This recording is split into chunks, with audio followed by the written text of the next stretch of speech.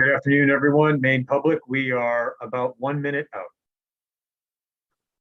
Am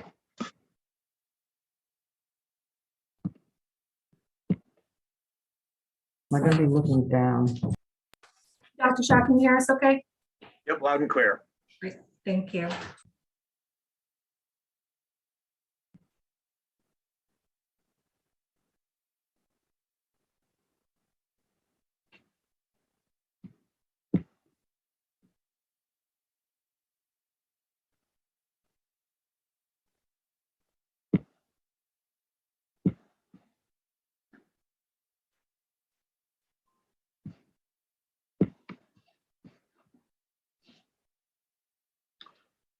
Good afternoon, everyone. I'm Nirav Shah, the director of the Maine Center for Disease Control and Prevention. I'm joined this afternoon by Governor Mills and Commissioner Jean Lambrou from Maine's Department of Health and Human Services. Governor Mills, Commissioner Lambrou, and I, pleased to be with you today to discuss where we are with respect to COVID-19 for today, December 8th, 2021. I'll begin by providing a short epidemiological and public health update before turning things over to Governor Mills. We begin today's discussion and update on yet another sad set of notes.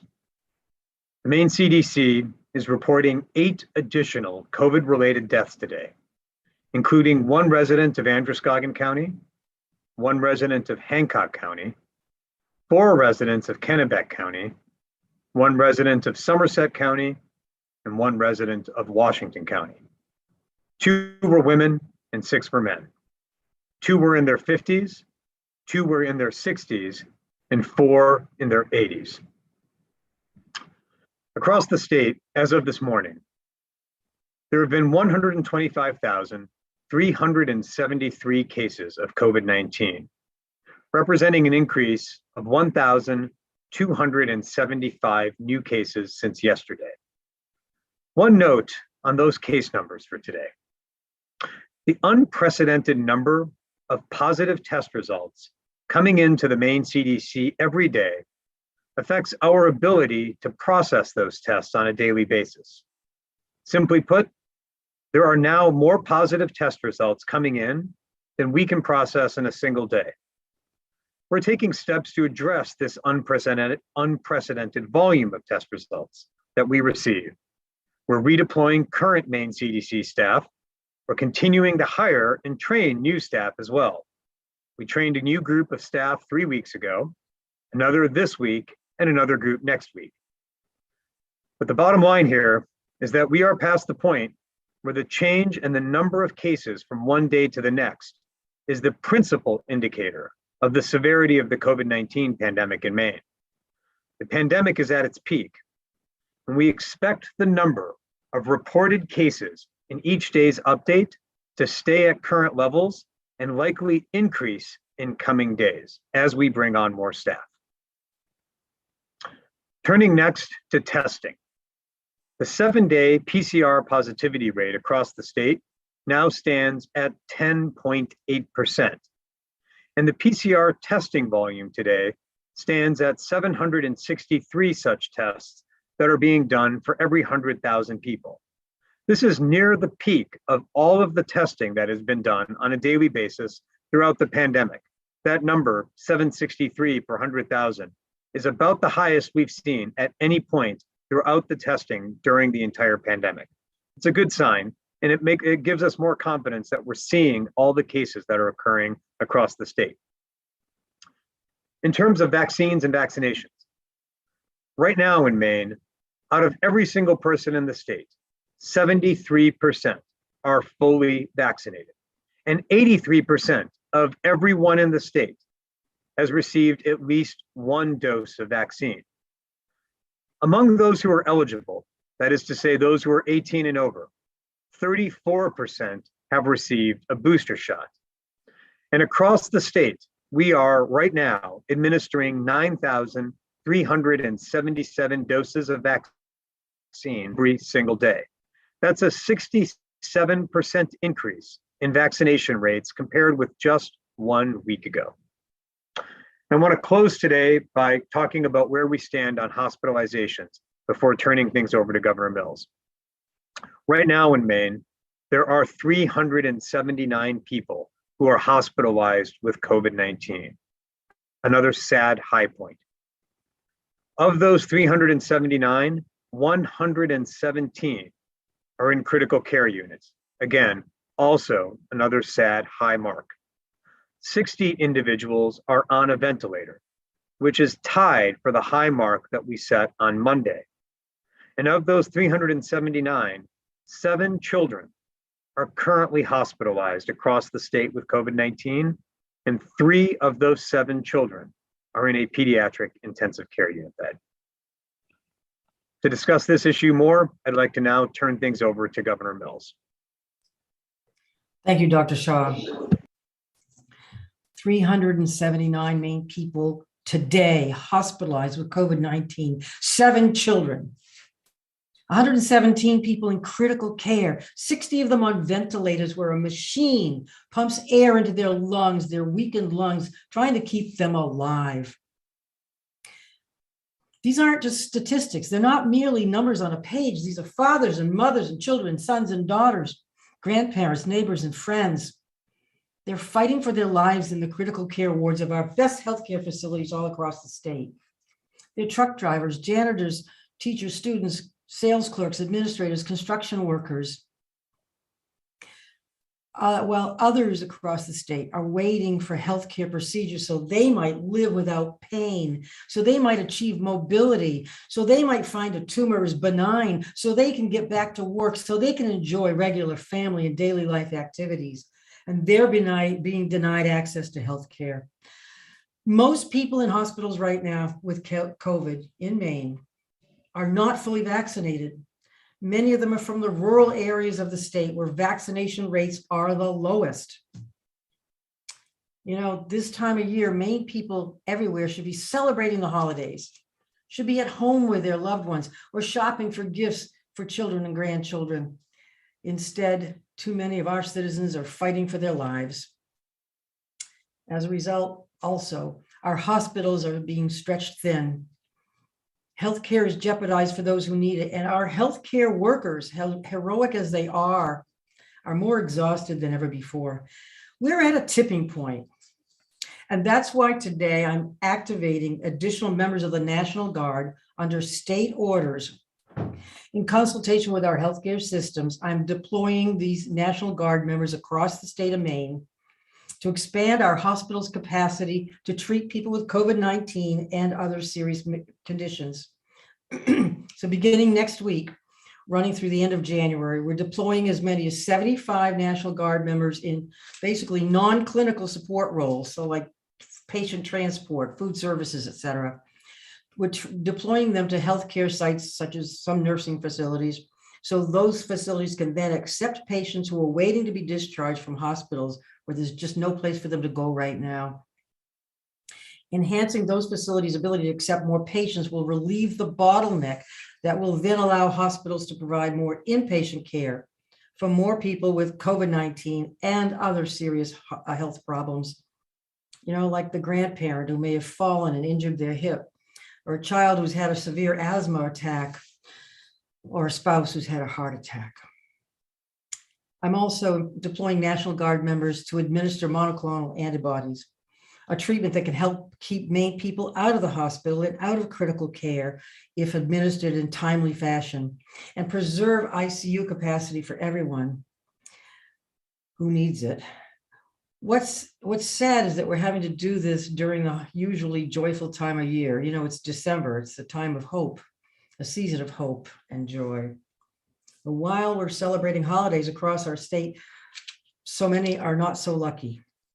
Hundreds, again, fighting for their lives right here. More than 100 people have died just in the last 60 days, taken down by this deadly COVID virus, especially the virulent Delta variant. And most of them simply didn't take the simple step of getting vaccinated against that disease that took their lives. Well, in addition to activating more members of the Guard, I've also requested federal COVID-19 surge response teams on behalf of Maine Medical Center in Portland and Central Maine Medical Center in Lewiston. under the Biden administration's COVID-19 winter response plan. If approved, teams of federal clinicians, including physicians, nurses, and certified nursing assistants, hopefully will be there to supplement existing staff and the members of the National Guard to provide care for those who with COVID-19. Taken all together, these actions, we hope, will alleviate the strain on our healthcare system and provide better care to those who are ill. But we're not taking a thing for granted, especially with the imminent arrival anytime of the Omicron variant, against which current vaccines appear to be effective. All the more reason to get vaccinated now. These steps we're taking today are in addition to the ones we've already taken, including providing some additional flexibility to hospitals to move patients, enlisting the Maine Response Emergency Health Volunteer System to mobilize retired healthcare providers and support current healthcare workers, and providing $60 million in Medicaid temporary rate increases last year, $40 million in one-time payments to hospitals and nursing homes and behavioral health providers in this past summer, and $146 million in the biannual budget in one-time COVID-19 supplemental payments. But I don't take these actions lightly. Money alone is not the issue here. I hope the seriousness of these steps, however, will be a wake-up call about the importance of getting vaccinated, whether it's your first shot or your third. Next week, members of the Maine National Guard will be leaving their families and their communities to join our heroic healthcare workers in stepping up to meet the challenge of COVID-19. Maine people must all step up to this challenge too. Get vaccinated, please. And whether you're vaccinated or not, wear a mask in indoor public settings and crowded outdoor settings. Do what the US CDC recommends. If you run a store or business, make sure your staff are wearing masks too to protect the public and yourselves and themselves. Get vaccinated. Do it for your health, for the health of an elderly relative, for the health of a small child who may be fighting for their life right now in one of our hospitals. Do it for our healthcare workers who bear the greatest burden of all.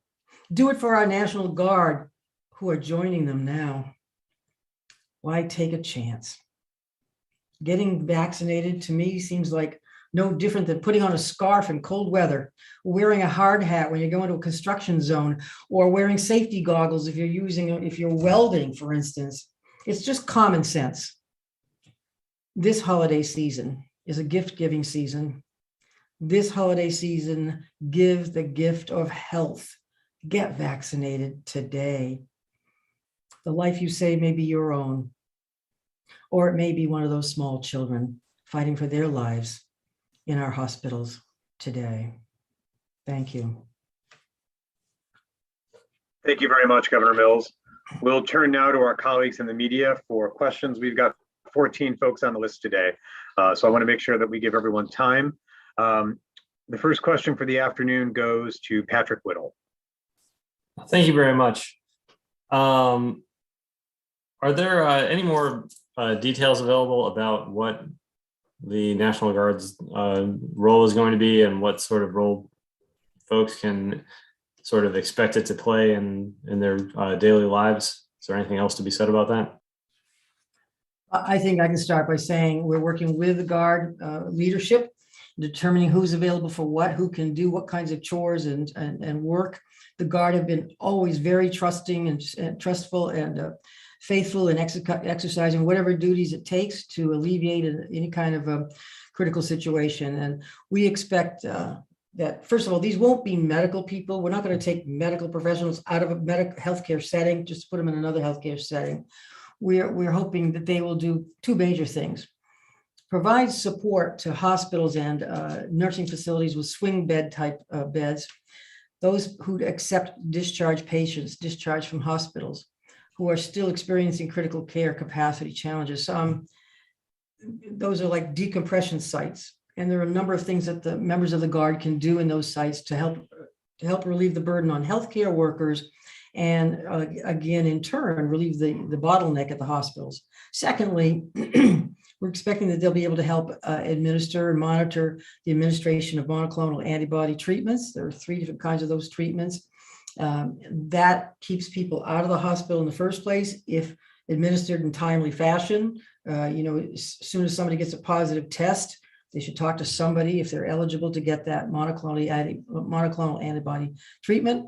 And that prevents the person from becoming more seriously ill from COVID-19, keeping them out of critical care and preserving our ICU capacity. So those 2 major things are what we envision this deployment to do. Okay, terrific. And earlier today, Maine Health had a press event where they were sort of talking about the various challenges that the state health system is burdened with right now. They mentioned that sort of the median age of folks they're seeing in ICUs and in hospitals is sort of going downward. Is there anyone who can speak to whether or not that's sort of what the statewide trend is at hospitals? Yep, Patrick, I can touch on it briefly. And we'll see if we can get more complete data or the full data set on it. But yes, the median age has been falling across all Maine hospitals, and that is largely a function of who has not been vaccinated. Indeed, what we find when we look at who is vaccinated in any given week, roughly 60 to 70% of those are not vaccinated individuals, not fully vaccinated. And that tends to be a younger demographic than what we saw a year and a half ago before the era of vaccines, when those who were hospitalized tended to be on the older side. Even taking a look at just Northern Lights numbers as well, what we see there is right now 80% of the people across Northern Light facilities, 79% to be specific, are not fully vaccinated. And that again tends to be correlated with younger crowds. It's good to know. Thank you very much. Thanks, Patrick. Kevin Miller, over to you. Great. Thank you very much. And thanks, Governor Mills, for kind of giving some additional examples of the support. Sounds like the National Guard troops will be in support roles. But you also mentioned that you were requesting some federal assistance, kind of this medical surge assistance. How quickly, realistically, could we expect, if we got approval, how quickly, realistically, could we expect that assistance to come to hospitals? And then related to that, how likely is it that we might actually see something, given the fact that this surge is happening around the country right now? I think I'll begin by saying that we welcome President Biden's announcement of his winter COVID-19 surge response plan that included a list of 20 plus teams of medical support from FEMA, as well as additional teams from the Department of Defense. We have 2 applications that are in from different hospitals in Maine. We expect to support other hospitals as needed. We've already had some intense discussions with our federal officials, and we've impressed upon them the urgency. Just as a reminder, our ideal way to expand our critical care capacity is to have more critical care providers, physicians, critical care nurses, and that type of personnel. But the ones who are here in Maine are doing that work already. We really do need clinicians from out of state to really supplement that. All that said, we think that our plan, working with the National Guard, to be able to move patients awaiting placement out to, again, free up some of the clinical capacity in critical care will make a difference as well. Great. And as Patrick mentioned, I mean, hospital officials were sounding the alarm today about, some saying that their hospital systems are kind of on the brink because of what they're seeing. Given what Dr. Shaw just said about the possibility of seeing increasing cases here in the coming days and weeks, I guess my question is kind of what other tools are left in our proverbial toolbox? And, maybe to Governor Mills, I know you're asked about this all the time about return to restrictions. Is that even an option at this point, or is that something that you're talking about? Let me begin by saying, look, we know what things are recommended, what actions are recommended by the Maine and the US CDC. They include, when you're indoors in a public space, make sure there's ventilation. They include masking when you're indoors in a public space or even outdoors in a crowded space. They include sanitizing spaces still, using bleach and water to clean spaces which may have been used by folks who are transmitting the virus. So there are a lot of physical things we can do, we should be doing. Mandating washing your hands is not something I'm about to do, but we all know that washing your hands for 20 seconds regularly is something that will prevent the spread of the virus or minimize the spread of a virus. So, we're making every recommendation we can, and people have to take it upon themselves to do the common sense things that will keep them safe, keep them out of the ICU, keep a ventilator out of their throats, and keep their families safe this holiday season and beyond. And I just might add that, what is different now versus then is the vaccine. When we had the state of civil emergency, when we implemented these population-wide protocols, it was because there was no population or no individualized vaccine, there were no therapeutics, there was little understanding of how COVID-19 spread. Now we do know what works. We do know that the vaccine will prevent serious illness and help avert needless deaths. We also are beginning to see new information that the existing vaccines may be seriously effective against the Omicron variant. So there's a huge difference between then and now, and that huge difference is the vaccine. As Director Shaw just said, our data show it. The people in the hospitals, the people in critical care are largely unvaccinated. So the best way, the most important way we can help our health systems, our healthcare providers, our EMS providers, our rural healthcare providers is for Maine people to get vaccinated. And I think, Thank you. Thanks, I Governor. think, I think Dr. Oh, go ahead. I think Dr. Oh, I'm sorry, Fauci- Governor, please. No, just to add, I think Dr. Fauci mentioned just a few weeks ago, and I know you mentioned this too, Dr. Shaw, that a person who's unvaccinated is at risk, is at something like 14 times greater risk of dying with COVID-19 than those who are vaccinated. 14 times greater risk. That's a chance nobody should want to take. Yep, thanks, Governor. Let me go over to Brian at WAGM. Good afternoon, Dr. Shaw. I got two quick questions. So the first question is, we've heard reports of people purposely getting infected at COVID parties in order to build up an immunity to the virus. What is the CDC's position on this trend of intentional exposure? First of all, Brian, I'm not aware of those reports in Maine. Second of all, our position is that is a bad idea. That's exactly what I thought, Doctor. My last question, there have also been reports of children developing a heart condition known as myocarditis following both infections of COVID-19 as well as vaccinations. Is this something that the public should be concerned about? There have been such reports, and they've been investigated by the US CDC as well as health officials across the globe. The Pfizer vaccine in particular, particularly in younger men, has on occasion caused cases of myocarditis. But as you know, Brian, myocarditis has also occurred after COVID itself. So that raises the question, what's the bigger risk? Getting a very small risk of myocarditis after a vaccine, or a somewhat sizable chance of getting myocarditis if you got COVID? And the US CDC, as well as a number of academic researchers, have run those numbers and have found almost universally that your risk of myocarditis is much higher if you take your chances with the virus itself rather than the vaccine. All the more reason to make sure you go out and get vaccinated. Thank you, Doctor. Yep, thanks, Brian. Joe, let me turn over to you. Hello. Yes, Governor Mills. So I know there's been a lot of discussion about restrictions, and I know you just answered this question, but I wanted to kind of put a finer point on it. What about restrictions specifically related to people who have gotten vaccinated versus people who are unvaccinated? Like, for instance, you can't go to, if you are in New York City, there's very few places indoors that you can go into without showing your vaccination card. Seems like those two things might work together a bit. What do you think about that idea? That's not something we're contemplating at this time. New York City is a different environment, a different population, different environment than ours. But I think that private businesses, private sector are at liberty to impose whatever restrictions they wish on who comes into their business, if it's a public facing business. they're at liberty to do that.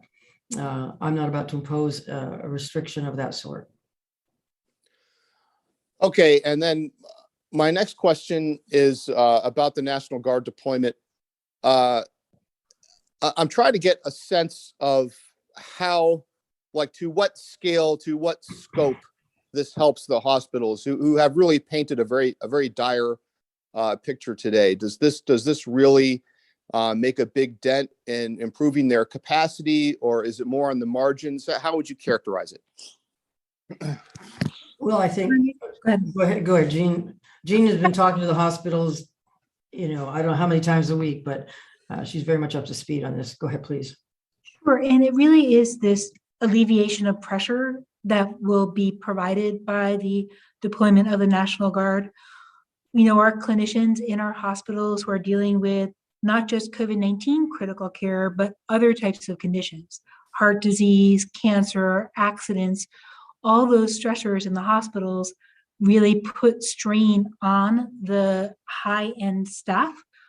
Those high-end staff, though, often find themselves doing other tasks when they're in the patient's room or trying to make sure that the patient gets all of the types of services that he or she needs. So being able to move some of those patients with a less intense need to a different site where they will get good care, clinically supervised. We're not talking about moving people to auditoriums or gyms. We are moving people to either nursing facilities or swing bed units in healthcare facilities will take, we think, a significant amount of pressure off of those critical care and inpatient beds, allow hospitals to move around their staff to appropriately, care for those people in need of severe health. So you can ask the different hospital leaders what they think about this, and we really are focusing on critical care in our largest hospitals, but at least the conversations that we've had with them have shown that this will help. Will it be a silver bullet? No, there's no such thing as a silver bullet. This will help and builds upon the activities that Governor Mills outlined that we've already done, and we'll continue to monitor to see what other types of activities we will do in the future, because our work is not done. Our work is not done until we really have fully stabilized our healthcare system across the board. Just real quick, is there a way to put a number on it at all? Does it free up, say, 10 to 20% or 30% of space capacity for COVID patients? Yeah, it's not easy to put a number because, depending on the type of care, there's different staffing ratios. So there may need to be more National Guards people supporting somebody at a higher level of care than a lower level of care. So there's no magical number. But, doing a deployment of up to 75 members of the National Guard will certainly free up dozens of beds in our hospitals. Thanks, Joe. Caitlin, over to you. Assuming that's the one and only. Good afternoon, Dr. Shaw, Governor Mills, and Commissioner Lambrou. My first question is, with things as kind of challenging as they are in Maine's hospitals right now, has the state thought about activating its crisis standards of care plan? I'll begin by saying not at this point. That is a last resort. We are not yet at last resort. We continue to try to support the provision of critical care, hospital care, and emergency care. We hope we never get there. I guess following up on that, Commissioner Lambrou, I guess why not, I guess at this point, what would we have to see in order to feel like that's the appropriate step? So I think there's some sort of magical threshold that we'll cross and we'll say now is the time. We obviously closely follow the circumstances on the ground in our different communities, but I'll flip it around. Our job is to provide quality healthcare to all Maine residents, and we'll move heaven and earth to try to make sure that we can continue to do that. We talked previously about the federal resource request for clinicians. We'll continue to push on that. Governor Mills has been relentless in talking to the White House COVID response team and others to make sure that we are well-resourced whenever possible, and we'll continue to do that. We appreciate the National Guard's willingness to come in and help us in this critical mission. That will make a difference at this critical time. So we will exhaust all remedies to make sure that people get the high quality health care that they deserve. Okay, and my second question is, I know hospitals in some other states or some other states have been considering sort of offering legal protection for hospitals during this time, if they're trying to provide care during a crisis to ensure that they have like liability as they're just really stretched thin right now. Is that something that the state of Maine has considered? We have a pretty sophisticated medical malpractice system, and that's not something that's been asked for or that we're offering. Thank you. Thanks, Caitlin. Rebecca from the Ellsworth American, over to you. Hi, thank you, Dr. Shaw and Governor Mills and Commissioner Lambrew. I have two questions. The first is, how will it be determined where these National Guard members go? How will communities know whether to expect them or not? So we are, in a high stage of planning right now to ensure that we are best maximizing the use of our members of the National Guard with facilities that are ready to train them, ready to make sure that they have the support that they need to be helpful in these situations. So we don't at this moment have specific facilities and sites and numbers, but we're clearly working on a plan. And as Governor Mills said, our upper bound here is we're hoping for up to 75 people that we could deploy as soon as next week. Thank you. And my second question is, I read this report in NPR. I think it came out at the end of October, and one doctor from Stanford University was quoted saying that, it's getting sort of inevitable that people will get COVID-19. It just is a matter of whether they're vaccinated or not. Is that a valid statement at this point? I can start, Rebecca, or Governor, please. No, please. I've heard that sentiment expressed. It strikes me as a bit more fatalistic and nihilist than I like to be. But let's not underestimate the risk. The virus is circulating at levels that we haven't seen before in the pandemic, and that doesn't even account yet for the Omicron virus or variant rather. And so I don't want to I don't want to downplay the risk, but we need not contemplate the world in that manner. You don't need to think about it as I'm either going to get COVID through the virus or get protection by the vaccine. The vaccine is not something to fear, right? The vaccine has been given now to hundreds of millions of people, billions around the globe, and has safely offered them protection. But if you're not getting the vaccine, then yes, your risk of getting COVID and suffering severe complications is significantly higher. That's not a risk anyone should have to take right now. Thank you. Thanks. Let me go over to Brian Sullivan next. Thank you, Dr. Shaw. This first one's for you, and Robert has actually answered this for me in the past, but I think maybe the people at home would like to hear it from you. Why does the number you give us on the amount of people fully vaccinated during the briefing not reflect the same number that is on the CDC website? Got it. I'll be brief here, but the bottom line there is that the numbers that are reported to us are reported to us by folks who on the ground get their vaccine directly from the state of Maine. That includes most healthcare providers, most pharmacies, most teams out there doing vaccines. But there are other groups that get their vaccine directly from the federal government.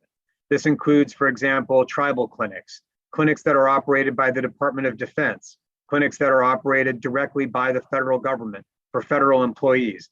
Because they get their vaccine directly from the federal supply, they don't have an obligation to report into us, but only to the US CDC, and that accounts for the difference. Thank you very much. Now, this is for whoever wants to take it, but and I know we don't like to look in our crystal balls, but you mentioned off the top that the expectation is that cases will stay around this level or go up in the near future. And here we are 13 days removed from Thanksgiving, and we've activated the National Guard. What is the anticipation for, I guess, the landscape for the state with another big holiday looming and the National Guard, I guess at this point, being in the state's use until the end of January? So just an idea of what perhaps lies ahead. I can start that just from the epidemiology side, and then for the response, I'll pass it to the governor and the commissioner. But Brian, I want to either correct or revise or amplify what I said earlier. Cases for the next at least incubation period will stay at this level and also at least rise in the near term, just based on the patterns we're seeing and the trajectory that we have been on. Some of this is a function of likely transmission that occurred in and around the Thanksgiving holiday, but it's important to note that the increase we're seeing preceded that holiday. It was likely amplified by the gatherings that occurred around Thanksgiving. Something we saw last year, it's something we predicted would happen this year. That is likely to continue. That trajectory of more cases being logged every single day will continue for the foreseeable future. What that means from the response perspective, I'll turn it over to the governor and commissioner. Yeah, no, I mean, I'm not the epidemiologist and I can't predict where this is going, but I think we are going to take it day to day, week to week, do everything we can, everything in our power, and asking for help from the federal government. First and foremost, getting those FEMA applications allowed. If that happens, that'll be a big help. But, you know, with cold weather setting in, people are naturally going indoors more, and people want to get out. People want to go to concerts and restaurants and places where they can see friends and hang out. That's a natural thing. But, you know, where this trajectory goes depends in good part on the precautions that you all take and the number of people getting vaccinated. There's still too many people who haven't even got their first shot. And it's not fair to the rest of the population who've gotten fully vaccinated, who've done their part, and who don't want to be deprived of the ability to get a hip replacement or some other surgery or healthcare access. It's not fair to them. It's not fair to anybody. So if everybody does their part, we're going to level this thing off and address it as a team. That's all hands on deck right now. Thank you. We go next to Hannah at News Center. Hi there. Just going off of Brian's question, how concerned are we now that we are, for lack of better words, being pushed to the edge, that the Christmas holiday travel, even potentially larger gatherings than Thanksgiving, will push Maine and our hospitals over the edge? I'll start. It's definitely a risk. We're concerned. That's why we're taking the actions that we're taking today that the governor announced. It raises the right question, though, Hannah. What does this mean for your family's Christmas gatherings? And as I've told folks, as told our team, you know, this just underscores the importance of making sure that every single person at your December gatherings is fully vaccinated. And by every single person, we mean every single person. And by fully vaccinated, we mean fully vaccinated. You know, we're still a ways out from when a lot of those gatherings start happening. You've got time, if you have just gotten your first shot, to get your second shot.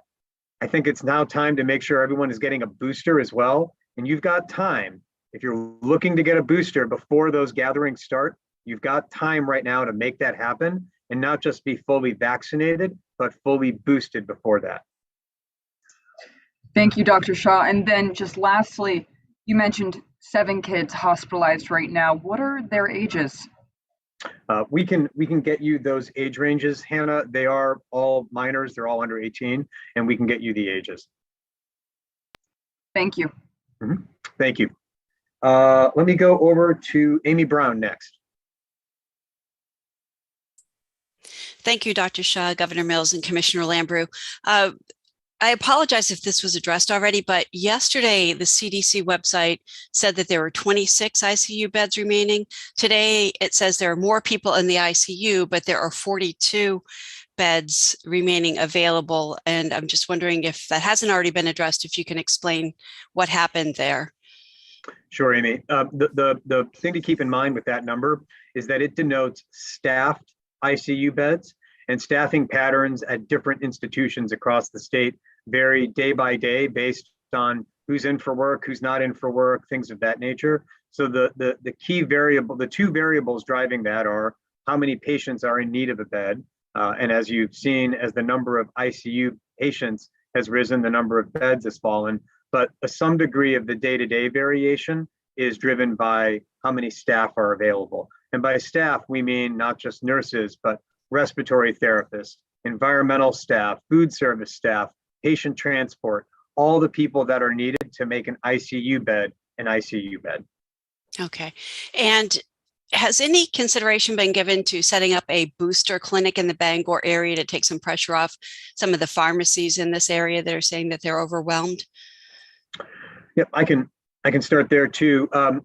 All of these sites, all of these areas are under discussion. We started with Augusta for a number of reasons. One is that it was a location that we could act on very quickly in partnership with the Maine Emergency Management Agency and the Maine National Guard, being that we're at the Armory.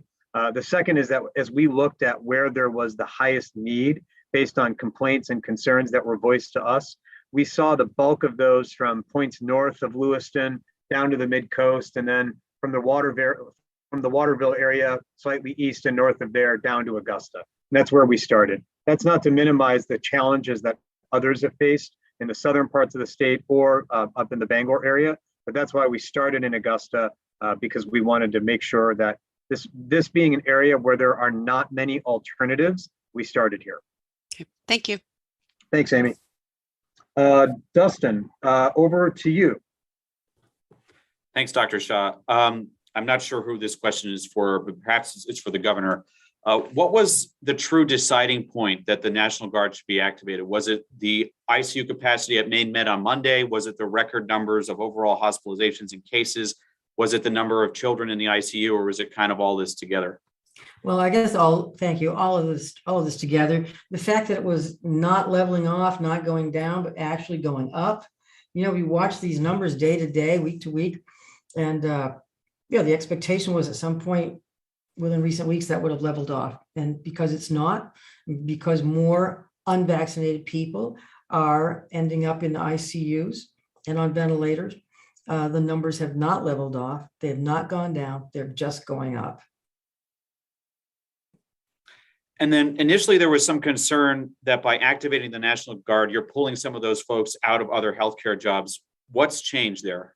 Yeah, no, thanks. That's a good question. And we're not taking healthcare professionals out of healthcare settings to put them in another healthcare setting. That's not what we're doing. These are non-healthcare trained, primarily non-healthcare trained National Guard folks who will be doing not healthcare jobs, but support work and monitoring the monoclonal antibody treatments and things of that sort, where you don't have to be a licensed nurse, CNA, certified CNA, or a physician to do those things. And again, this one, go ahead, Governor. It's the domino effect. The more people in the ICU, the more people taking on med-surg beds. And when they get better, there's no place for them to go. When they still need help, they still need health care. So we're alleviating the backlog on the hospitals by filling in at the back end there, front end and back end. And then this one might be for Dr. Shah. What does the number of children in the hospital and in intensive care with COVID tell us about where we are in the pandemic right now? Yeah, Dustin, it's another dark day. Unfortunately, those numbers of children as well as children in the ICU are themselves both high points for children hospitalized throughout the pandemic. Early on in the pandemic, there was this notion that children were spared. But as we've seen with the Delta variant and its higher transmissibility, that is not the case. And there's been this curious phenomenon that I've observed with people continuing to believe that children are not affected by COVID. That is absolutely not the case. An even more curious observation are folks who say that COVID is not that bad for kids or in kids.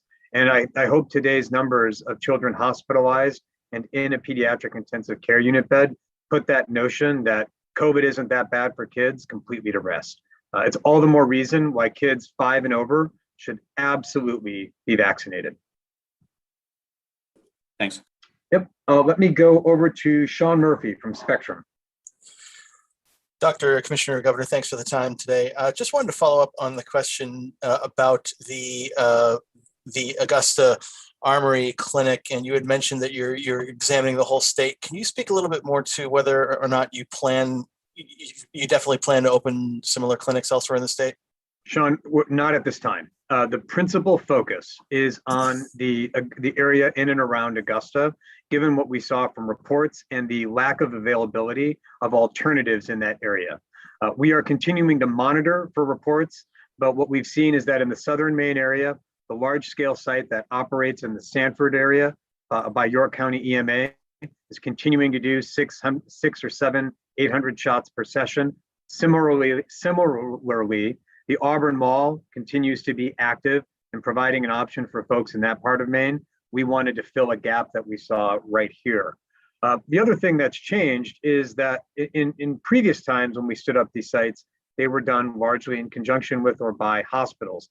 But we've already heard the challenges that hospitals are facing. So we're monitoring the situation in other parts of the state, but I don't want to overpromise and suggest that more are coming. This site was one we stood up very quickly because of the partnership we have and the availability of a location. We'll continue to monitor. No question about that, but this is our primary focus at this time. Thank you, Doctor. Just one other question. I was wondering if you could speak a little bit to the relationship that perhaps Maine has with some of our neighboring states. Just pointing out that New Hampshire today is reporting some record-breaking numbers as well. I think their hospitalization numbers are in the 400s. Do you collaborate with your counterparts in other states on this in any kind of regional fashion? And if not, have you considered doing so? I'll answer just for myself. The answer is yes, quite extensively. My counterpart in New Hampshire and Vermont, to say nothing of Massachusetts, Connecticut, Rhode Island. We're on the phone quite often as a group of public health practitioners to talk about trends that we're seeing, et cetera. Sean, I want to pass it over to my colleagues, but since you mentioned the Augusta Armory, I failed to mention the numbers as of this morning, which I'm really proud of. As of the beginning of the briefing, we were at 524 shots given today, 14 of which were among children. So I just wanted to get that number out there. The site's open, please come. But as to your collaboration question, my counterparts and I certainly do. I'll turn to Governor and Commissioner as well. Yeah, I mean, we're on weekly calls with other governors across the country and with the White House, talking about regional and national problems and issues that the White House has very much helped us resolve. But we'll obviously rely on the public to share and address public health needs and epidemiological trends and advise us on those. Let me go over to Megan at WMTW next. Thank you to all of you for taking our questions today. I think this has sort of been touched on earlier in our discussion, but I just wanted to be clear that, you know, earlier in the pandemic, we talked about, or at least when it just kind of, when we entered into it, we talked about having those sort of triage sites in large scale venues in order to alleviate any kind of stress on the hospitals. It sounds like that's really not part of this strategy right now, but is that possibly a part of like a phase 2 if the numbers are just not going down? You're talking about alternative care sites like at an armory. Yeah, exactly, Governor. Like when we talked about the expo or something like that, you know, is that part of it? Yeah. Yeah, no, we did talk about that a year and a half ago, and we were prepared to do something like that if the need, if it rose to that level. But the staffing is the issue there, I think, primarily. And there are facilities available that are connected with hospitals where there's good alliance with hospitals, which are, I think, more amenable to healthcare, basic healthcare, and with the National Guard helping out, and hopefully with the FEMA medical teams, we'll be able to backfill the needs of the hospitals and not rely on, you know, some big civic center kind of place for monitoring healthcare needs of people.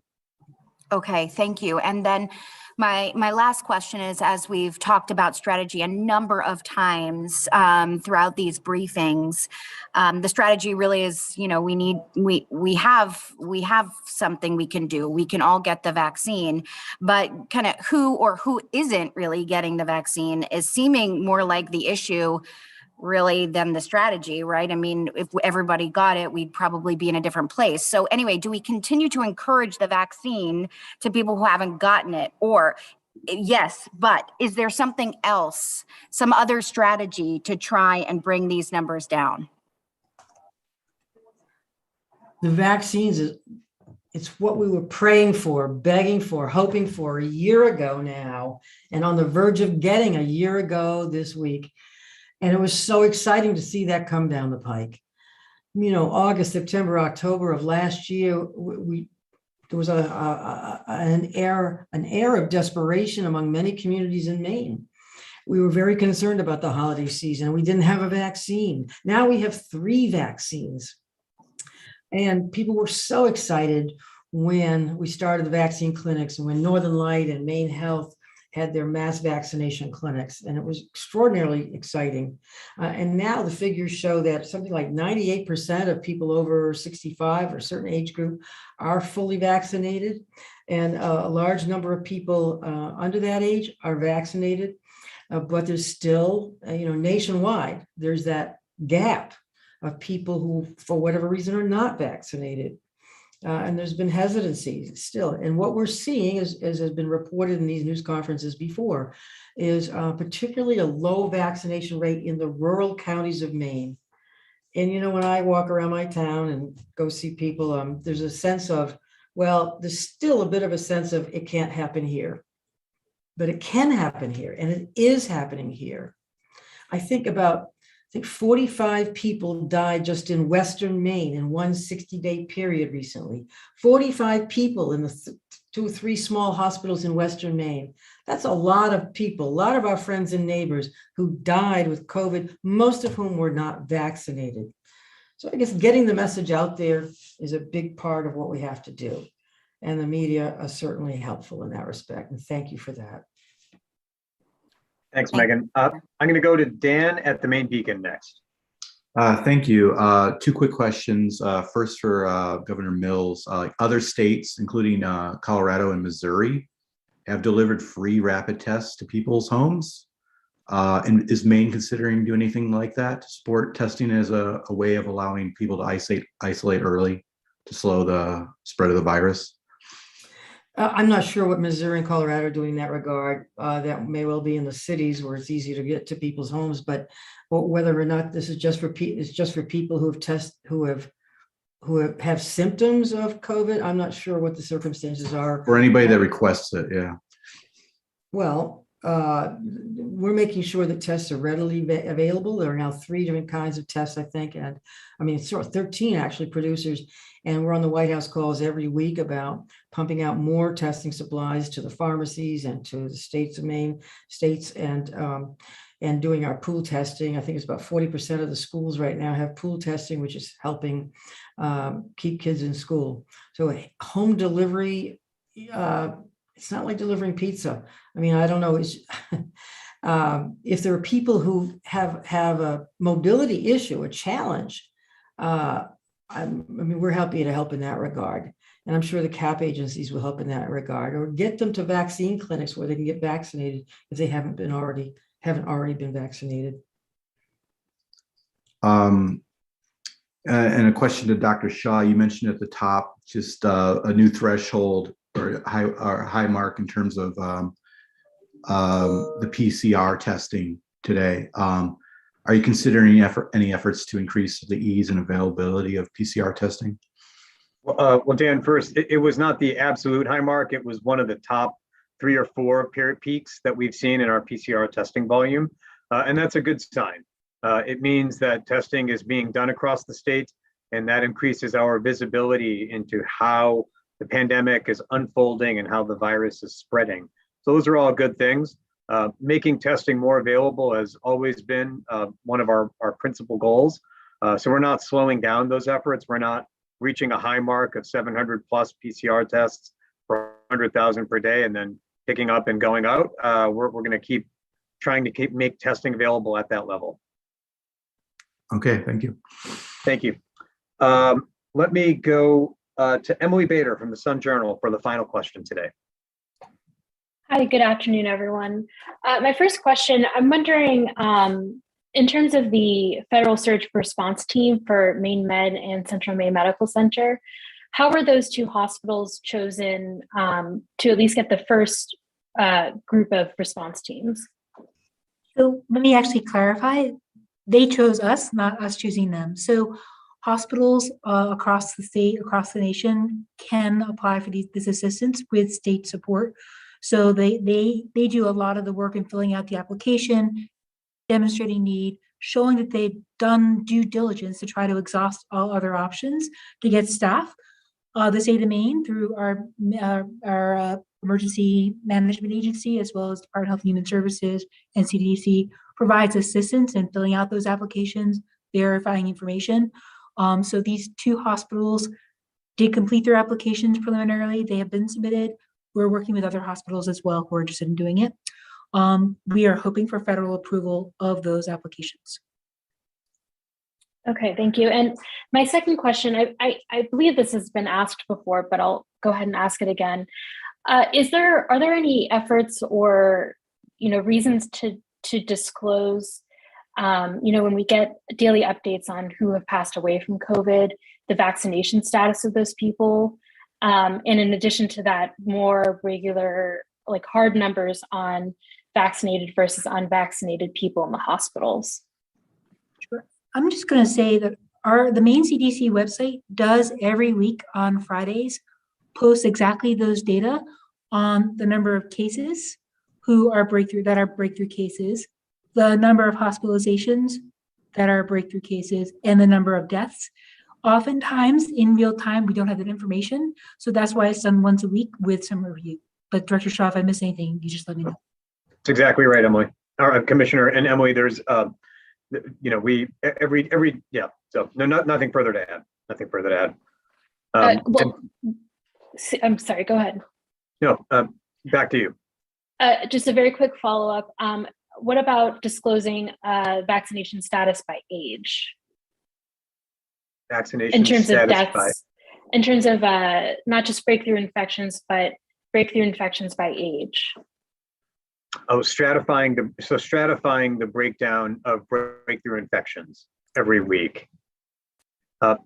Emily, I can't promise that we'll do that. Here's the thing. Every single data request involves a team of people to pull the request, another team to validate it, and a third team to ensure its statistical accuracy. And we have tough choices to make in terms of what data that we find to be actionable from a policy perspective or instructive to help us understand how the pandemic is unfolding. If we had our druthers, we'd have a massive team of epidemiologists, mathematicians, statisticians, informaticians to pull all of those. We don't have that. No state does right now. So we've unfortunately got really tough choices to make. Okay, thank you, everyone. Thanks. And Emily's question was the last one, Governor. So I will turn things back over to you. Hey, thank you very much, and thank you to our colleagues in the media. And I just want to give a big thanks to the thousands and thousands of doctors, physicians assistants, nurses, RNs, LPNs, and CNAs, and other medical healthcare workers across the state who are working so hard and keeping people as safe as they can, as healthy as they can. And I hope you all think about them and about their holidays in the coming weeks. When I hear people say COVID's not a problem, I heard somebody had it and it was just like the flu. It was no worse than the flu. That's not what the healthcare workers are saying. And that's not what the 379 people who are hospitalized today are saying. It's not just like the flu. And if you're one of those 60 people on a ventilator, it's not just like the flu. And when people say, I don't want to wear a mask because I don't want to live in fear, which some people have said, it's not living in fear. It's living with common sense and living in a way that cares about the health and safety of other people in our society, including other people you meet in public indoor and outdoor activities. I'm hearing a lot from people who have been vaccinated, fully vaccinated, and now who are not able to access other kinds of health care because of the crowding in the healthcare facilities. Let's think about them too over the next few weeks in the holiday season. And some who won't go into public venues, won't go shopping at the local stores, but will go online instead, won't go to local businesses because they don't want to go to places where people aren't abiding by common sense rules and protocols, not wearing masks, et cetera. But mostly think about our healthcare workers in the coming weeks and months. Let's do everything we can to take the burden off of them and keep people safe. Thank you very much. Thank you, Governor. Thank you, everyone. Have a good afternoon.